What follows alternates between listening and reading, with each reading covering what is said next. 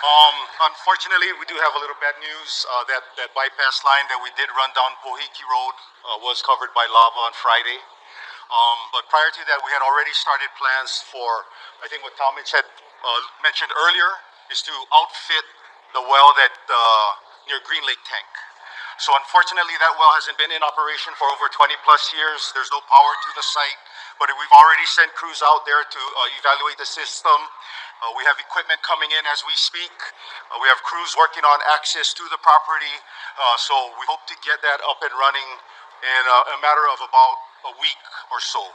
So again, we apologize for that disruption in service, but we're committed to continue to keep water flowing to those areas of Pohoiki, Kapoho Vacation Land, and beach lots. As soon as we can get that restored, we'll get that restored to you folks.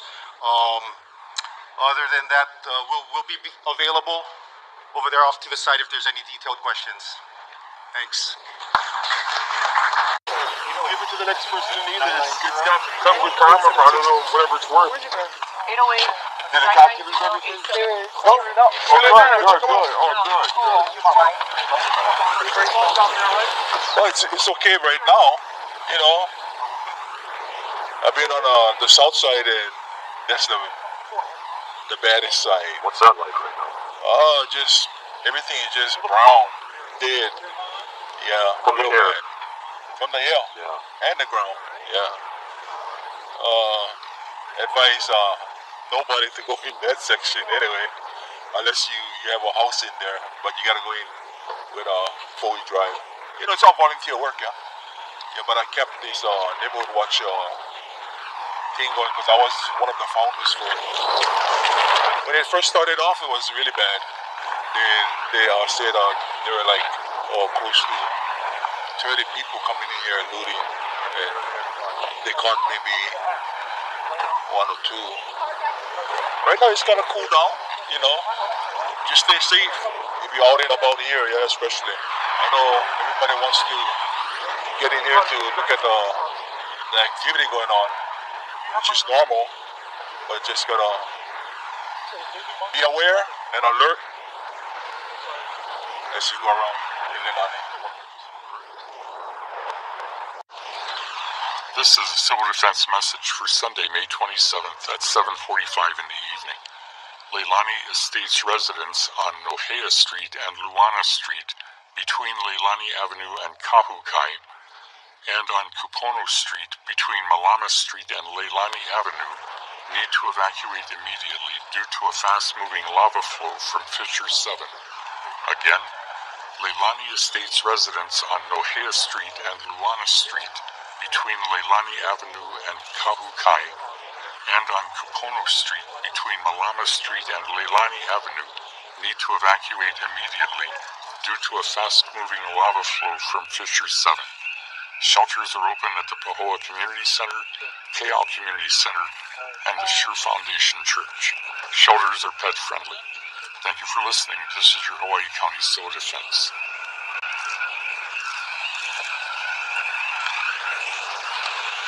Other side of the road I live on. So I walked out on the lanai and saw the vapors from the jet coming out of the ground, then eventually steam, and then initial eruption with the flames and rocks flying. And so from that point on, the fissure or vent, which was called number 17, started progressing downward and a little ways uphill from where I live along the side of the road. And it was somewhat like a propane tube that had jets with flames would come out of each one, the vents. And then it was capped off at the end. And then sometimes that end port would blow out and vapors and rocks and mushroom clouds would fly out of that.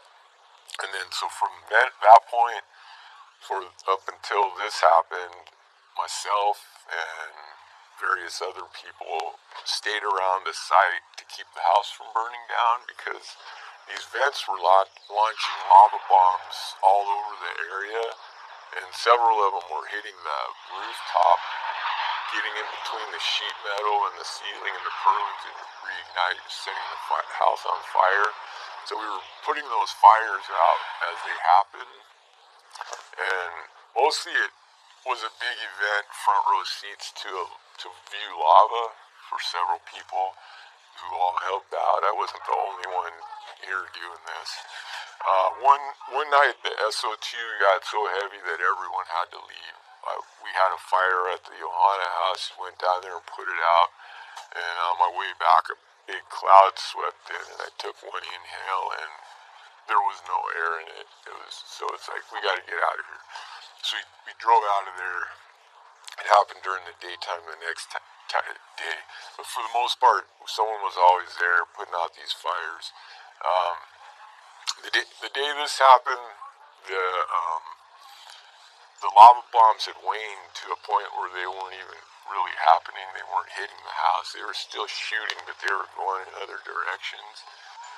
There was one mean, nasty vent down low that had been a problem the whole time, and it shot up a lava bomb. Instead of straight up, it shot it in a horizontal direction right between the roof and the handrail of the lanai, and it hit me as I was talking on the phone in my ankle, snapped my leg in half to where my ankle and foot and my leg were a hinge.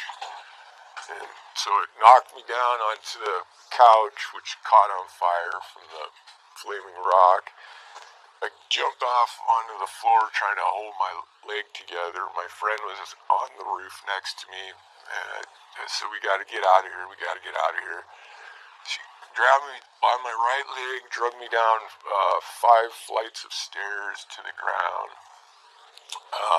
Got her truck, called 911, and drove us back toward the emergency vehicles, and they met us halfway. The fire department initially helped me get out of the car. The ambulance came, put me in the ambulance,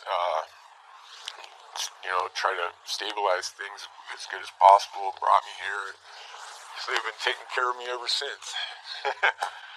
I want to backtrack just before the injury. Okay. Because you just gave us a little taste of it. As a spectator, how spectacular was it to have that front row seat? Oh, it was incredible. I mean, it was just an event of a lifetime. Every aspect of the lava was there, the sounds, the sights, the flowing lava, the fissures, it was all happening at one time. There were several people that had access, were coming over and watching it from that point. Kind of a party. It was, yeah, it was fun. Who else was there when it happened? Just my friend. She's my friend now. It's actually my ex-wife, but she's my friend now. We've become friends since then. Yeah. So, I wanted to ask you, because you mentioned that the lava bombs had hit your house, it would come on fire. Obviously, you'd seen them, and they were bombarding your house, so to speak. Talk about your thoughts of your own safety concerns you might have had because you were so close. Well, we all have been around this activity before, and so we're not unaccustomed to. We know how lava, to some degree, how slow it moves. Right? You can crawl away so there's no real fear of the lava. The projectiles, there's a fear, but when you hear, they don't just happen. There's an explosion and then they happen. So when you hear an explosion, you're looking up, and they're typically way up there, and they're flying. So the wind, usually they're heavy, and then they get lighter as they fizzle out, and the wind will catch them, much like a golf ball. It'll push it away. And then a lot of times they'll hit the ground, but it's like catching a football or a baseball when you're on the run. You know how you got to kind of watch it, and instead of catching it, you don't catch it. You let it fall away from you. Yeah, that's right. And then there's all kinds of places that you can hide and get away from it too. So it wasn't as brave or whatever as you might think. What does it feel like to be hit by lava? Was it solid, liquid, or? It was the most forceful impact I've ever had in my body in my life.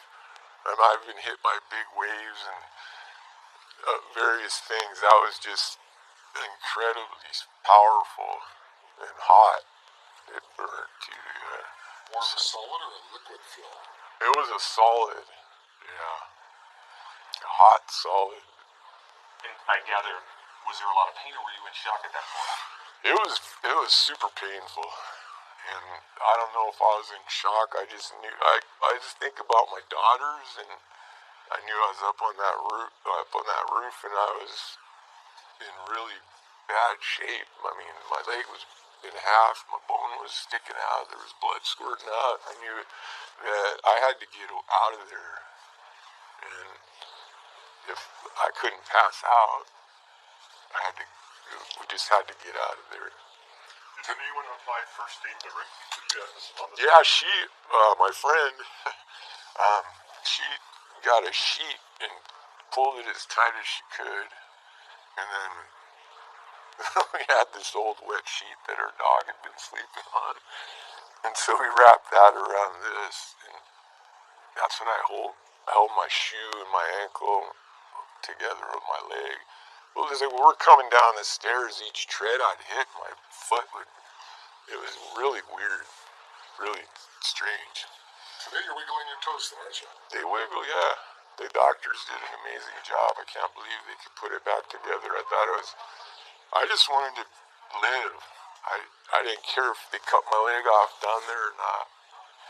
And I just can't believe that's there. Yeah. Do you have any thoughts on the future of Puna, or you living in Puna? I think that area will be safe for quite some time now, so we're gonna stay. The traffic there won't be hardly any traffic anymore because there are no roads to drive on. The area was under evacuation order. Why were you there? Like I said, the houses there are on a hill, and so we're safe right there. There was really no reason to go. I mean, to me, like things happen every day to people, just in an instant. So it's just an event that was super spectacular that the news wants to cover, and it happened to me. That's all it is. Yeah, you can get hurt bad just anytime. Based on this happening to you, your recommendation or advice for anybody else who's down there that maybe shouldn't be? Yeah, if you're not just like anything else, like if you're leery of going surfing in certain conditions or anything else, don't tempt fate. Just be safe. Yeah. But if you feel comfortable and you're aware and you're capable, by all means, it's fun. Yeah. I want to ask you, thrill of a lifetime. Sorry. I noticed your TV's off. You're not watching any of this lava coverage. No. You had enough? I'm good on the lava, yeah. You mentioned that you were there trying to make sure that your house was okay because of the lava bombs and because of everything that was going on there. After you left, have you heard how your house is doing? Yeah, it's all good. Yeah, my neighbor's right there. He was as helpful as I was in protecting everything. I seem like I might be getting all this credit for things, but he was right there the whole time. So, and my friend too, she was there the whole time. Lots of people helped out. The media was there a few times, helped put some fires out. Yeah. You mentioned your daughters. You said you were thinking about them when that happened. Obviously, they've seen you since then, and they know that you're okay. What were you thinking? What was the the message that you may have sent to them after you got through this and they saw you? They worried about you, and no, they're actually they've been going out in places I don't want them to go. So I think they're scaring me more than I'm scaring them, actually. Are you going to require any more surgeries? I'm gonna get this cleaned out, and then one more time, and then a flap put over the. I guess there's a lot of tissue's been taken away from the fire and the stuff that couldn't be saved. Are you told you should be able to walk? Yeah, like 6 weeks, stay off of it, and then gradual. You know how it goes. You just get an injury, you gotta gradually progress until you start catching those footballs again. Yeah. So when they wheeled you to the hospital, and you had seen how bad your leg was, and like you said, it flipped in half. Yeah. So when they put you in and you went in for surgery, did you think when you came out that you wouldn't have a foot? No, actually, the doctor. I don't know if I can say his name. I'll just call him the doctor, but really top-notch guy. Made me real confident that the first night that when I went in that he was gonna fix it all up. Two of the doctors showed up and they give me a lot of confidence. So have you been in pain? No. Nope, not anymore. Yeah, the staff here has done a tremendous job in helping me out. Smiling faces and lots of care. Alright. And then just for clarification, so they brought you into the emergency room and they just took care of your foot, made sure that you were okay, and then the next day they went into the surgery to make sure everything was still attached. The first night they put the titanium rod and the nails and screws in, and then cleaned it. Second day cleaned, because there was a lot of lava rock left in there, and you can't get it all out at one time. I think there's a certain limitation to how long you can be under anesthesia, and so there's a point where you just can't do anymore. So this huge event is going on, global headlines, unbelievable, spectacular images, and you're that one guy. I know. What a trip. Yeah. Is this even happening? This is a bad dream. Yeah. Well, everybody knows you now. Oh boy. All right. You're the most famous Clinton now. Wow.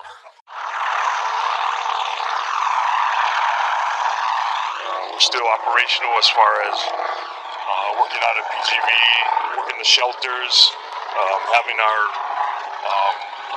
fire and military personnel and police out there on the checkpoints, working search and rescue incidents, and just working on the EOC planning and so forth.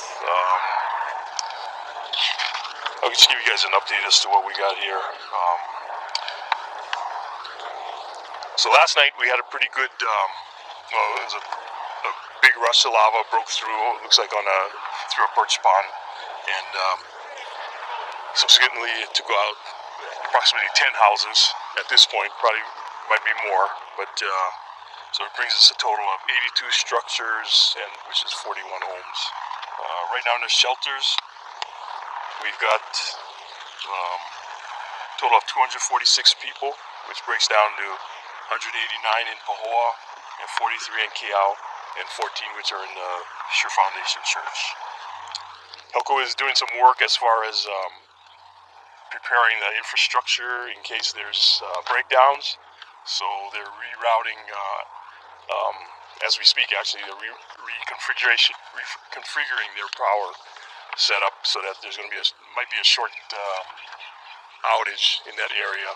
And what it'll enable is if that their line that goes down 132, if that's taken out, instead of losing power to all of Lower Puna, it would just keep it. The power outage will be limited to the Lower Puna area of like Kapo vacation land along the corridor of 132. Planning on meetings starting tomorrow night, 5 o'clock at the Pahoa High School gym. Just a community update, see what their needs are and answer their questions. And then Wednesday night at 5:30 at the Pahala Ka'u High school. at the Ka'u High School, which is in Pahala. Right. 5:30 for a briefing for them. They're dealing with a lot of vog and ash. I was out in Ka'u yesterday, and they're having heavy vog all the way out to the Ocean View area. So they need to have that discussion again. So I think pretty much that's it for us the last 24 hours. And if you guys got any questions. Can you speak a little more to the flow that took out these homes? Was it a significant event? Was it the collapse of one of the ponds that set lava flowing? What was the result of so many homes being taken so quickly? Well, throughout the day, lava was coming out of, I think it was Fissure 7, and kind of just accumulating in an area, ponding, and then what it was creating was a perch pond. And then sometime in the night, probably just after 7, I think, that pond broke, and that flow of lava started making its way down the streets in Leilani. And so both fire, public works, police, all, the area was defined. They went door to door to get the people out, or to warn them, basically. And kind of disturbingly, some people just refused to leave. And so, it kind of gives us terrifying insight into what's going on out there. We had one gentleman that had to be kind of rescued. His only way out was through his back door and through the forest. So, people are, we tell them they need to be prepared. If they're going to go to that extent, they need to know their escape routes. In this case, the lava's moving fast, and it could come again. So these people, Leilani residents and the surrounding areas that are putting themselves in this situation, they need to be very prepared. How imminent is the threat to 132 and Elko's transmission facilities that you were speaking about? Last report is that one flow has ceased, and Dr. Jim Oikawa can also, give you the update on that one. Can you give us an update about the PGV, the one well that was overcome last night, holding any problems with that, and what is the distance to the next well that may fall victim to the lava? Well, there's several wells within that same pad. So 2 of the wells were taken or covered. Pretty much that's it. Nothing to report on those. So as far as feet-wise, they're adjacent to each other, separated by a short distance. But the flow kind of stopped again on that one. So as far as the latch is held, no gas is released, everything is as good as you could have hoped it would be? That's what it looks like. The work's being accomplished, and it's holding. So we're very happy that it went that way. We were ready, as far as our monitoring system, to make sure if any gases were leaked out, we picked them up. But I know Tom Travis, that task force that he's running, and PGV, they're working hard to make sure everything stays stabilized. Is there any plan or work ongoing to quench more wells? I think they're out there working. Well, the quenching's done. They're just working on one single well today, and Mr. Travis took out of here pretty early this morning, so I think they wanted to get on that one. So they're working on quenching a 4th production well? I believe it's a production well, and I'm not sure if it's quenching or plug, but they're working on it. Yeah. What was the county's decision to open up Pohiki Beach for surfers?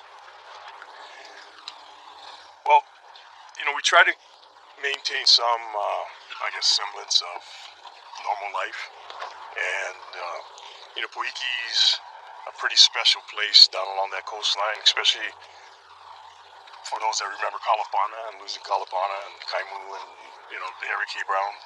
And so the mayor understands the people's connection to those areas, and so he decided to have it opened up for day use only. For the surfers, the swimmers, the families can go down there. So it's only the local residents can use that beach. No one else can use the beach, or is it open to the general public? You can go and get your placard to access it. Anyone can. Anyone can. We're trying to keep it mainly to the residents. For tourism purposes, has there been any discussion to try to open up any type of venue whatsoever so that the tour groups that are suffering can take people up there so that the cruise lines or whoever else will say, yeah, we can provide some type of an opportunity for you to see something. Well, one thing that's happening is the tour boats that are going out of Hilo, they're operational, so they can see the ocean entry and whatever flows that you can see from the coast.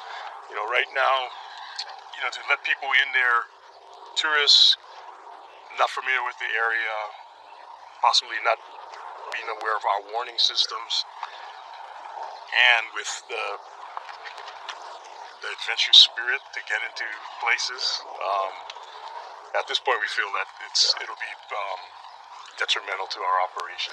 But we've thought about it. We were thinking about, what avenues we can get people in there to view the lava.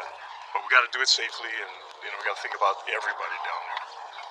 How big of a challenge was it last night when the first pond breached? I understand there were quite a few people that were in the area.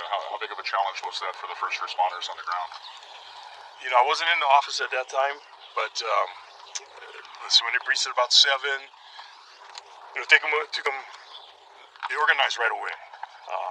And again, fortunately, we had staff observe what was going down, so they reacted quickly and were able to mobilize, pinpoint who was going to take what street, and did the door-to-door. And so it was pretty efficient, pretty quick. The hang-ups, again, were the people that didn't want to leave. And other than that, it would have been a pretty fast operation, but took till about 10 till things were stabilized. Can you clarify on Howard's question about opening more areas for tourists? What spots were you talking about? Both of you guys. I know from my perspective and talking to people on the tourism side, and they weren't talking about letting tourists go on their own, it was more you working with these agencies to, in concert, provide a controlled environment where maybe they can view. Like into Leilani or some, not there, or I don't know. I have no specifics. Okay. Okay.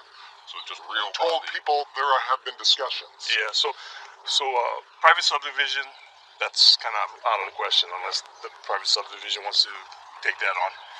We'd be more, the public areas. Yeah. On PGB, if you can mitigate the damage or the danger on the wells, what is the real concern there from a hazards perspective? Is it the possibility of lava hitting the main structure itself? And if that, I take it it's quite a ways from there at this point. Can you identify yourself Miguel first? with CNN. Okay. So what's your question again? It seems that they can mitigate the danger to the wells at PGB. From a hazards perspective, what is your main concern? That if it moves to the main building of PGB, what are the hazards associated with that, and how far is the lava flow from there right now? Well, it's not so much the main building. It is the wells that have been our concern. And they can mitigate those quickly enough, either by quenching them or capping them? Well, as the lava encroaches? It's quite a process, I understand. As long as the pressure's down, they can do the work on it. So it's, I guess, quenching them so that the pressure is reduced so they can work on it. I see. And any injuries to first responders, minor or otherwise? We've had about 3. What sort? Burns? Not burns, let's see. It's glass flying in one person's eyes. I forget. Those are kind of, they're serious enough, but, the people will be okay. We had one serious one where a Department of Transportation person was working next to an excavator and it ran over his leg. So on the job. Yes. Is there any count of how many people came out of Leilani in response to the emergency alert last night? No, we do have a list of everybody that was contacted, all the houses that went to, were gone to, as far as who left the area. We don't have an accurate account of that, but like I said, we got a list of who was contacted. How many people were there that first responders found or contacted last night? Or maybe ballpark even? Probably over 20 houses. With people? Yeah, that's a wild guess. Okay. Thanks. This is a civil defense message for Sunday, May 27th at 12 noon. The Hawaii Department of Transportation reports that they are lowering the speed limit on Highway 130 between Leilani Estates and Kamaili Road to 25 miles per hour. This is a safety measure for everyone who drives over the steel plates installed over cracks caused by volcanic activity. The area continues to be monitored for your safety. Lava flow crossed into PGV property overnight but has not impacted any wells. A special task force headed by Tom Travis continues to work to make the wells safe and to prevent any threats to the public from developing. There is no hydrogen sulfide detected. The public will be kept informed of the situation. Volcanic gases and fog emissions may increase in areas downwind of vents in the lower east rift zone. Due to volcanic activity and increased fog, the following policies are in effect. Take action to limit further exposure to volcanic gases and to prepare to leave the area with little to no notice. Due to southerly winds and heavy output of fog from the summit on Monday night, be prepared for possible increase in fog and volcanic gas levels in the Hamakua area, Lower Hilo, and Puna. We are on watch 24 hours a day for your safety. This is your Hawaii County Civil Defense Agency.